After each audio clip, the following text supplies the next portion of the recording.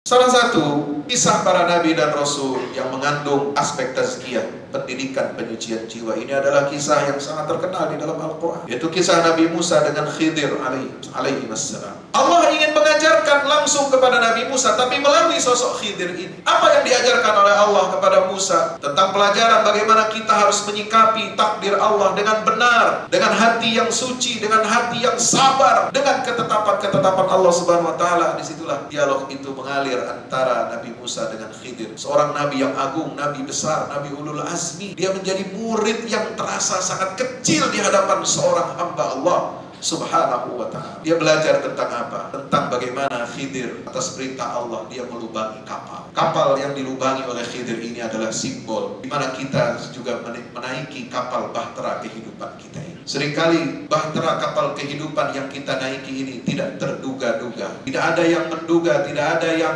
memprediksi bahwa di tengah perjalanan kita akan menghadapi pancaroba, kita akan menghadapi turbulensi, kita akan menghadapi musibah-musibah tanpa ada alarm, bahkan tanpa ada peringatan sama sekali. Maka disinilah fungsinya hati kita untuk senantiasa bersabar, hati kita untuk disucikan oleh Allah Subhanahu wa Ta'ala, untuk menerima takdir dalam kehidupan kita ketika kita harus berhadapan dengan melubangi kapal kehidupan kita. Maka apa yang dihadapi oleh Nabi Musa itu adalah simbol ketidaksabaran ilmu manusia di hadapan takdir Allah. Musa lalu mengatakan, mengapa engkau lubangi kapal ini? Apakah engkau ingin menenggelamkan penumpang-penumpang yang ada di atas kapal ini? Maka sang guru Khidir ini berkata di akhir kisah itu, amma safinatu fakanat limasakina ya'maluna fil bahri fa'aradtu an a'ibaha wa kana wara'ahum malikun ya'khudhu kulla safinatin ghasba. Banyak hal yang tidak kita ketahui tentang kehidupan ini, banyak hal yang tidak kita kuasai tentang alam semesta dan alam raya ini. Berikut rahasia-rahasia takdir Allah Subhanahu wa Ta'ala. Tapi Khidir mengajarkan kepada Musa dan kepada kita semua umat Nabi Muhammad SAW bahwasanya jangan terburu-buru menjudgment, jangan terburu-buru memberikan penilaian buruk kepada takdir Allah ketika Allah melubangi bahtera kehidupan kita, ketika Allah menguji kehidupan kita ini dengan begitu banyak musibah-musibah, baik yang ada di tengah keluarga ataupun di tengah masyarakat kita, yang bisa mempengaruhi roda perekonomian kita, bahkan proses berpolitik, berbangsa dan bernegara. Maka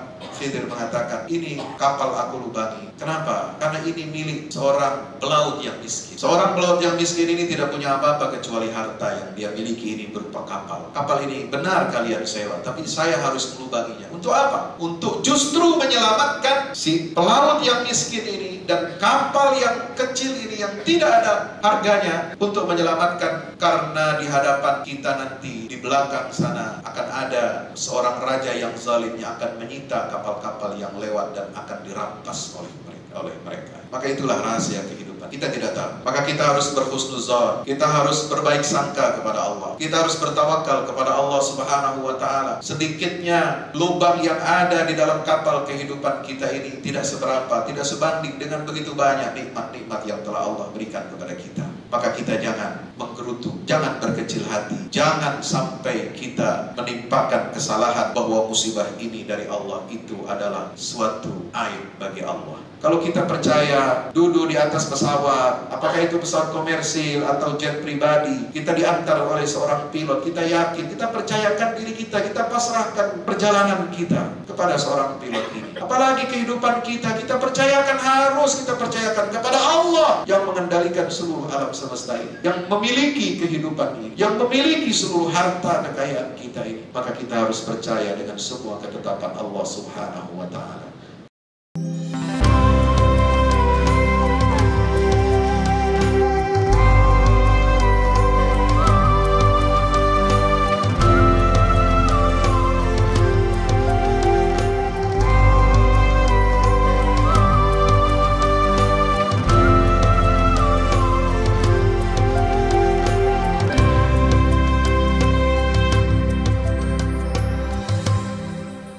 Assalamualaikum warahmatullahi wabarakatuh.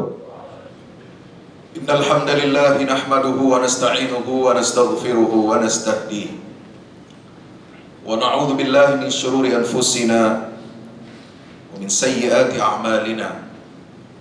Innahu may yahdihillahu fala mudilla lahu wa may yudlil fala hadiya lahu.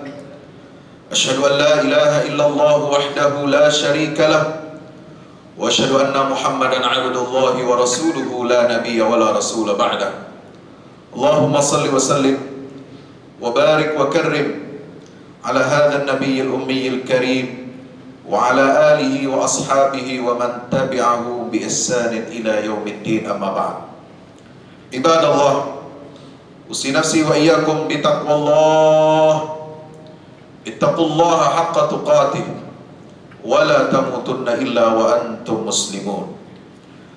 Hadirin jamaah Jumat yang insyaallah mudah-mudahan kita senantiasa berada di dalam keberkahan dan limpahan rahmat serta ampunan Allah Subhanahu wa taala. Bersyukur kita kepada Allah. Tidak henti-hentinya kita melantunkan hamdalah alhamdulillahi rabbil alamin atas segala nikmat karunia, taufik dan hidayah dari Allah Subhanahu wa taala.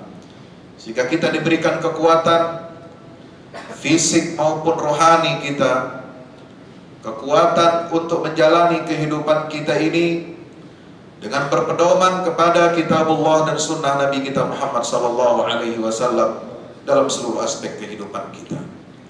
Setiap ketaatan kita kepada Allah, setiap upaya kita untuk menjauhi larangan-larangan Allah Subhanahu wa taala itu adalah merupakan nikmat karunia yang besar dari Allah taala. Maka kita harus mensyukurinya dengan terus-menerus meningkatkan keimanan dan takwa kita kepada Allah Subhanahu wa taala agar kebahagiaan hidup di dunia dan di akhirat senantiasa membersamai kita. Amin ya rabbal alamin. Salawat dan salam tak lupa kita sampaikan kepada junjungan kita baginda Rasulullah Muhammad sallallahu alaihi wasallam serta seluruh keluarga dan para sahabatnya. Mudah-mudahan tercurah limpahkan untuk kita semua pengikutnya hingga yaumil qiyamah. Hadirin masyarul muslimin yang dimuliakan Allah taala. Ditegaskan di dalam surah Al-A'la yang sering kita dengar, kita baca, bahwa salah satu tujuan utama diutusnya para rasul, diutusnya para nabi di tengah-tengah umat manusia untuk membimbing manusia ini ke jalan yang lurus yang diridhai Allah adalah untuk mentazkiyah atau menyucikan jiwa hamba-hamba Allah. Inna hadza la fi suhufil ula suhufi Ibrahim wa Musa. Perintah Allah untuk menyucikan jiwa qad aflaha man tazakka di ayat-ayat sebelumnya itu telah dinyatakan bahwa itu telah ditetapkan ada di dalam suhuf, lembaran-lembaran wahyu yang telah diturunkan kepada Nabi Ibrahim dan kepada Nabi Musa, juga kepada seluruh nabi dan rasul.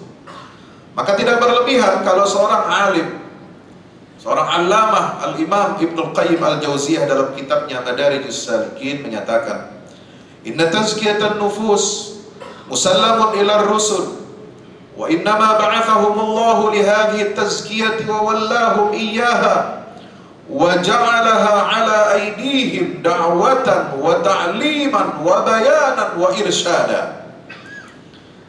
Sesungguhnya penyucian jiwa itu telah ditugaskan kepada para rasul, dan tidaklah mereka diutus oleh Allah Subhanahu wa taala kecuali untuk mentazkiyah atau menyucikan jiwa-jiwa manusia.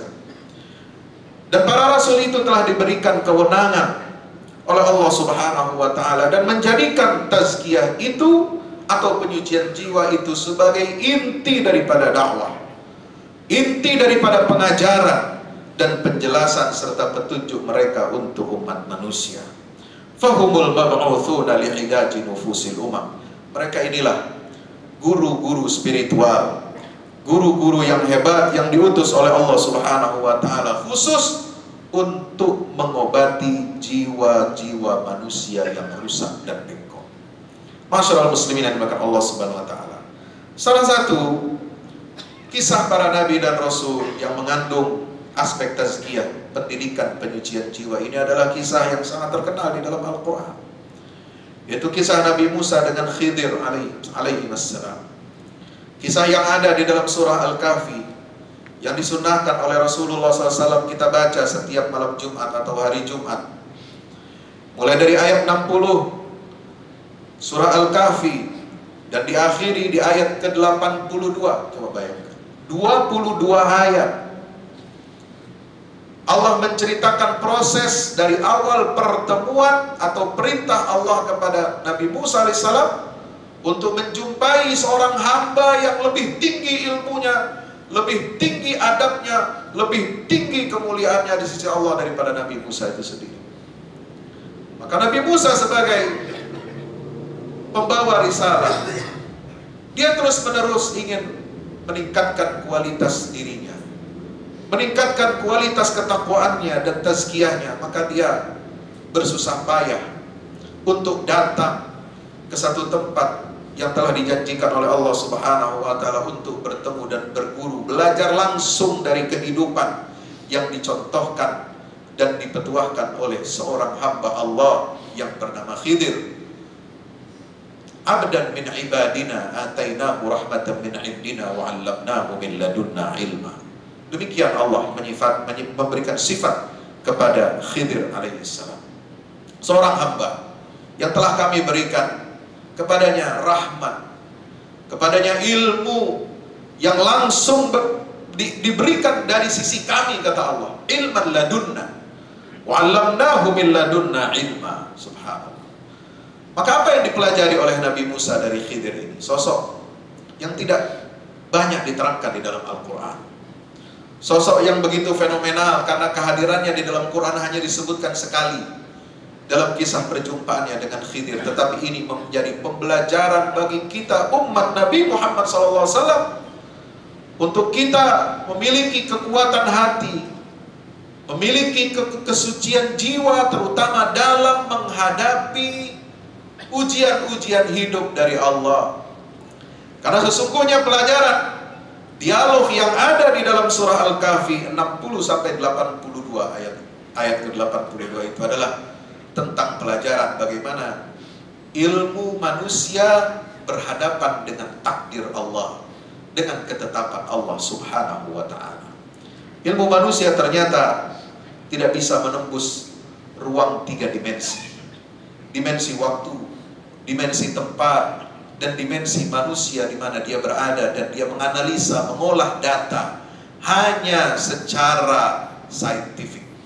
Tetapi di balik semua fenomena alam ini, di balik semua fenomena sosial, ada hukum Allah, ada sunnatullah, ada ketetapan-ketetapan Allah yang lebih jauh melampaui ilmu manusia.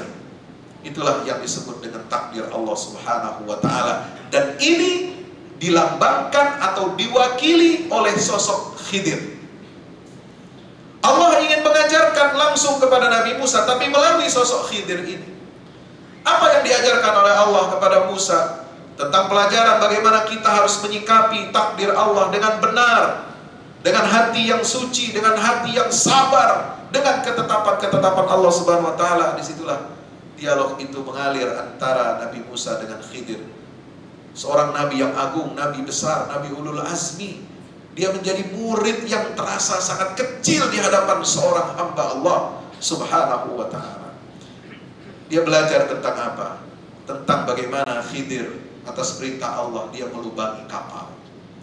Kapal yang dilubangi oleh Khidir ini adalah simbol di mana kita juga menaiki kapal bahtera kehidupan kita ini.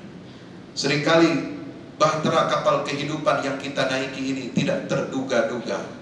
Tidak ada yang menduga, tidak ada yang memprediksi bahwa di tengah perjalanan kita akan menghadapi pancaroba, kita akan menghadapi turbulensi, kita akan menghadapi musibah-musibah tanpa ada alarm, bahkan tanpa ada peringatan sama sekali. Maka disinilah fungsinya hati kita untuk senantiasa bersabar, hati kita untuk disucikan oleh Allah Subhanahu wa Ta'ala, untuk menerima takdir dalam kehidupan kita ketika kita harus berhadapan dengan melubangi kapal kehidupan kita. Maka apa yang dihadapi oleh Nabi Musa itu adalah simbol ketidaksabaran ilmu manusia di hadapan takdir Allah. Musa lalu mengatakan, "Mengapa engkau lubangi kapal ini? Apakah engkau ingin menenggelamkan penumpang-penumpang yang ada di atas kapal ini?"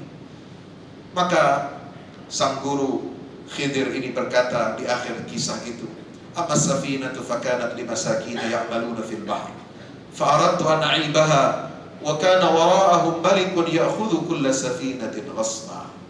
Banyak hal yang tidak kita ketahui tentang kehidupan ini.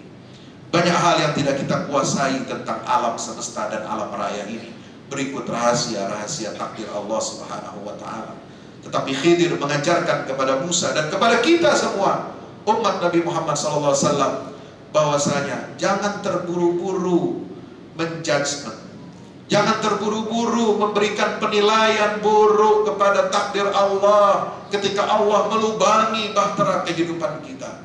Ketika Allah menguji kehidupan kita ini dengan begitu banyak musibah-musibah, baik yang ada di tengah keluarga ataupun di tengah masyarakat kita, yang bisa mempengaruhi roda perekonomian kita, bahkan proses berpolitik, berbangsa dan bernegara. Masyaallah muslimin rahmati Allah. Maka Khidir mengatakan, ini kapal aku lubangi. Kenapa? Karena ini milik seorang pelaut yang miskin. Seorang pelaut yang miskin ini tidak punya apa-apa kecuali harta yang dia miliki ini berupa kapal.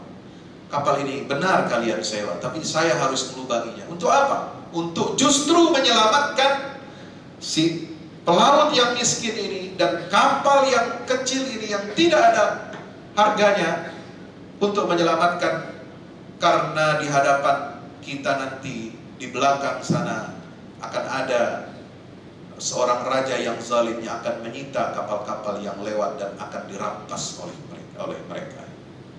Maka itulah rahasia kehidupan kita. Kita tidak tahu. Maka kita harus berhusnuzon. Kita harus berbaik sangka kepada Allah. Kita harus bertawakal kepada Allah Subhanahu wa ta'ala.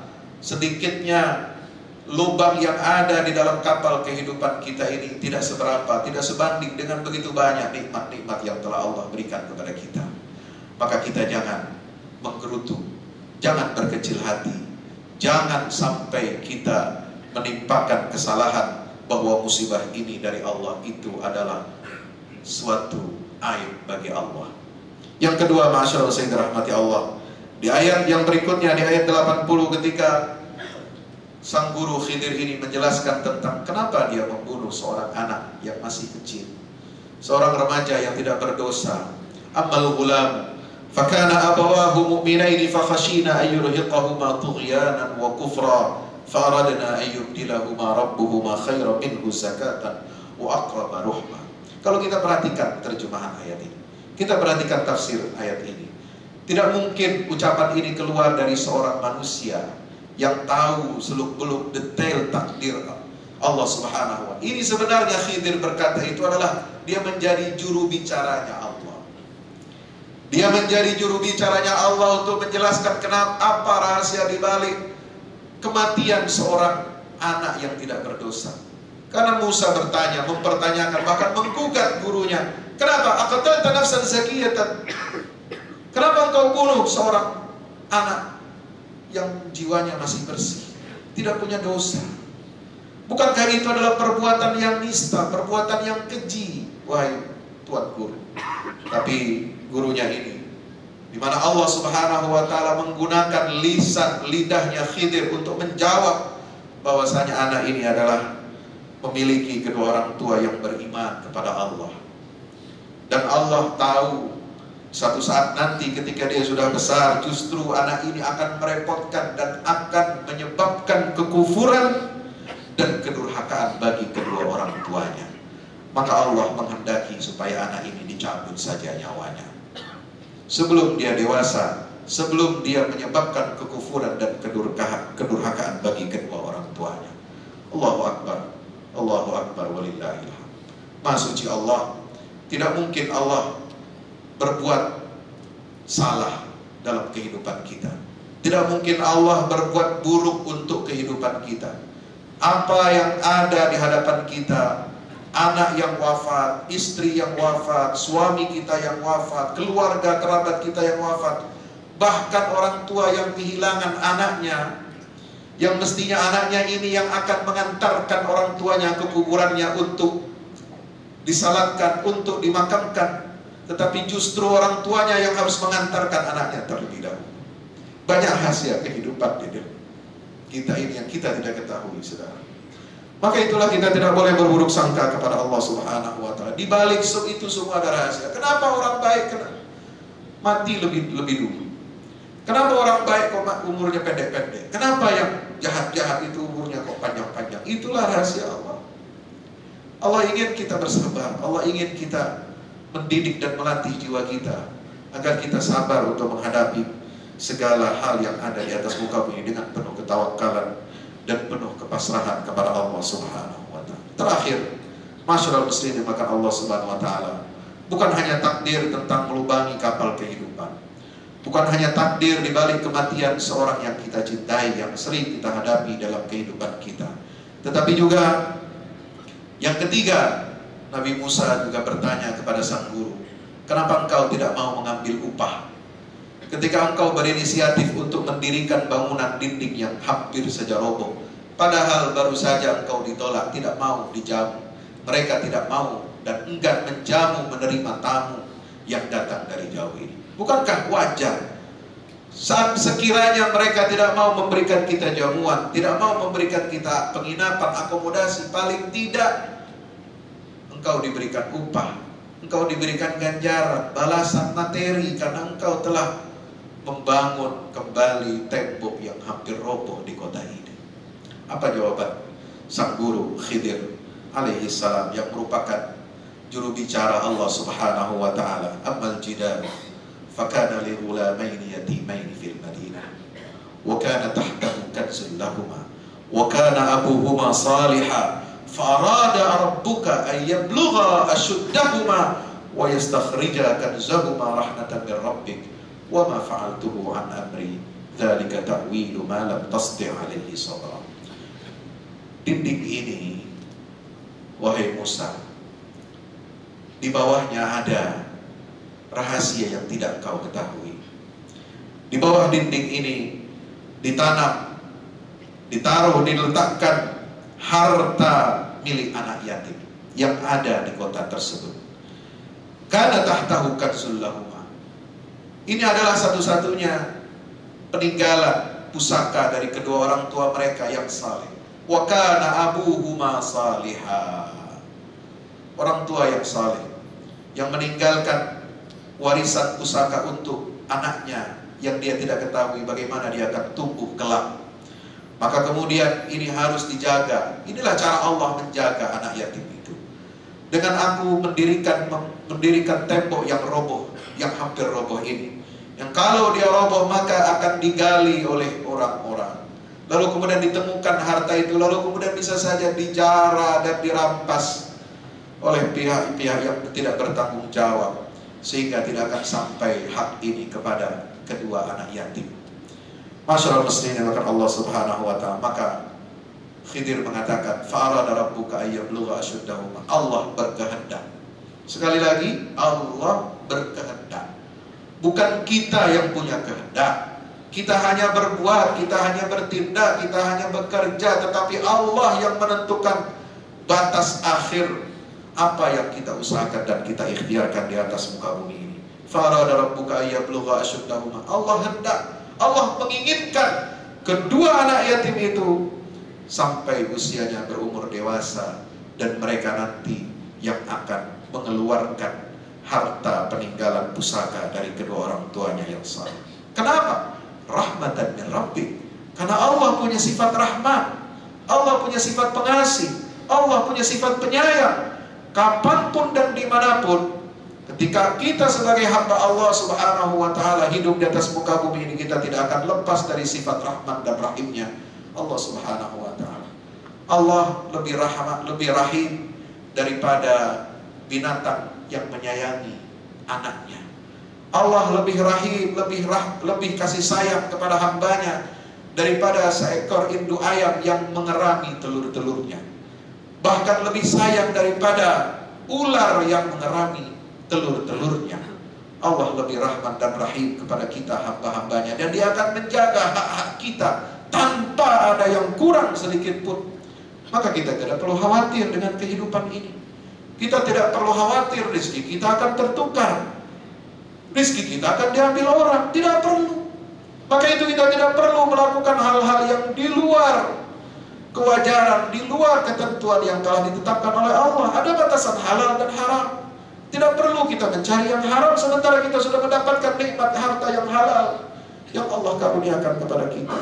Masyaallah, muslimin dirahmati Allah subhanahu. Inilah pelajaran tazkiyatun nufus. Mari kita sucikan hati dan jiwa kita, menerima takdir ketetapan dari Allah ini dengan penuh lapang dada. Karena Allah lebih mencintai hamba yang percaya dan yakin terhadap qada dan qadarnya. Kalau kita percaya duduk di atas pesawat, apakah itu pesawat komersil atau jet pribadi, kita diantar oleh seorang pilot, kita yakin, kita percayakan diri kita, kita pasrahkan perjalanan kita kepada seorang pilot ini. Apalagi kehidupan kita, kita percayakan, harus kita percayakan kepada Allah yang mengendalikan seluruh alam semesta ini, yang memiliki kehidupan ini, yang memiliki seluruh harta kekayaan kita ini. Maka kita harus percaya dengan semua ketetapan Allah subhanahu wa ta'ala. Barakallahu li wa lakum fil Qur'anil azim, wa nafa'ani wa iyyakum bima fihi minal ayati wa dzikril hakim. Qulu qawli hadza fastaghfiru innahu huwal ghafurur rahim. Alhamdulillahi wahda sadaqa wa'dah wa nasara 'abdahu wa 'azza jundahu wa hazama al-ahzaba wahdah. Asyhadu an la ilaha illallah wa asyhadu anna Muhammadan 'abduhu wa rasuluhu la nabiyya ba'dah. Allahumma salli wa sallim wa barik alaihi wa ala alihi wa ashabihi wa man tabi'ahu ila yaumil qiyamah. Ibadallah, ittaqullaha haqqa tuqatih, ittaqullaha haqqa tuqatih wa la tamutunna illa wa antum muslimun. I'lamu anna Allah amarakum bi amrin bada fi bi nafsihi wa thanna bi malaikatil musabbihati bi qudsihi. Faqala ta'ala mukhbiran wa amira, inna Allah wa malaikatahu yusalluna 'alan nabi ya ayyuhalladzina amanu sallu 'alaihi wa sallimu taslima. Masyaallah, saya dirahmati Allah. Kalau kita ingin kehidupan kita ini baik, kualitas hidup umat ini baik, maka harus kita awali dengan proses penyucian jiwa. Semua rukun iman dan rukun Islam itu ditetapkan oleh Allah kepada kita untuk menyucikan jiwa kita. Semua itu adalah perangkat alat bagi kita agar sampai kepada tingkatan bahwa hati kita ini bersih, hati kita ini suci, sehingga kita akan menghadap Allah subhanahu wa ta'ala di yaumil akhir nanti membawa hati yang bersih. Yauma la yanfa'u malun wala banun illa man atallaha biqalbin salim. Ingatlah hari perhitungan di mana tidak ada guna, tidak ada manfaat harta dan anak-anak kita di dunia ini, kecuali orang yang datang menghadap Allah dengan membawa hati yang selamat. Hati yang selamat dari apa? Hati yang selamat dari kotoran-kotoran jiwa, kotoran hawa nafsu, dari kemusyrikan, dari kefasikan, dari kemunafikan, dari segala hal yang menjauhkan diri kita untuk membersamai dan melaksanakan perintah-perintah Allah subhanahu wa ta'ala. Mari kita berdoa di yaumil Jumat yang barakah ini, agar Allah ta'ala memberikan kepada kita kekuatan iman dan Islam, kekuatan hati untuk mendidik diri kita, untuk menyucikan jiwa kita, keluarga kita, bangsa kita dan negara kita, agar kita senantiasa mendapatkan keridhaan Allah subhanahu wa ta'ala. Allahumma ighfir lil muslimin wal muslimat wal mu'minin wal mu'minat al ahya'i minhum wal amwat innaka ya rabbana sami'un qaribun mujibud da'wat. Allahumma ansuril islam wa izzal muslimin wa 'ali bi fadlika kalimatil haqqi ila yaumiddin. Allahumma ati nufusana taqwaha wa zakkiha anta khairu man zakkaha fa innaka ya rabbana anta waliyuha wa maulaha. Allahumma alhimna rushdana wa'idna min syarri anfusina birahmatika ya arhamar rahimin. Allahumma inna na'udzubika minal 'azzi wal kasal wa minal jubni wal bukhl wa min ghalabati ad-daini wa qahri ar-rijal.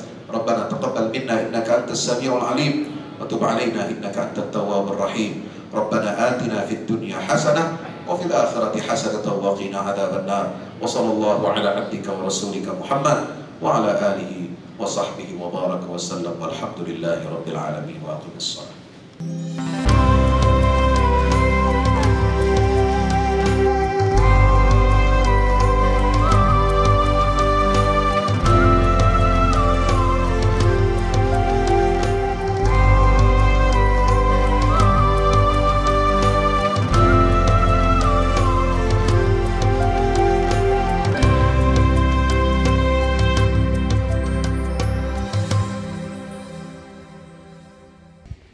Itu apa, tangga buat ke bawah.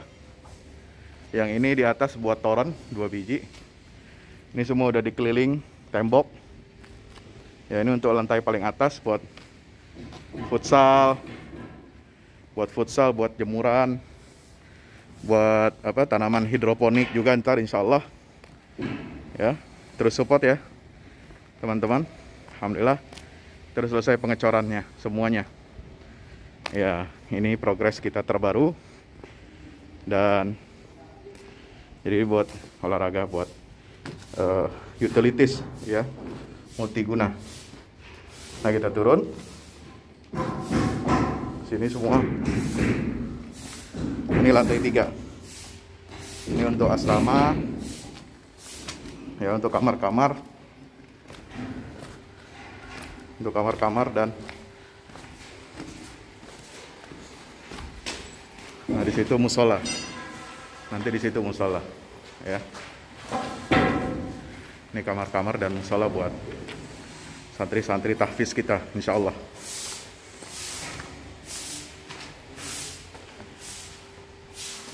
Nah, ini lantai 2 kita turun.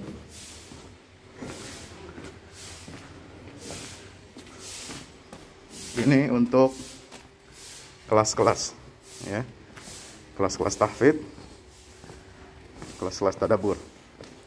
Insya Allah mau udah jadi. Alhamdulillah berkat dukungan antum semua. Nah, tinggal ke bawah di sini buat aula semua di sini ya. Mohon doanya terus, mudah-mudahan berkah, mudah-mudahan cepat jadi finishing.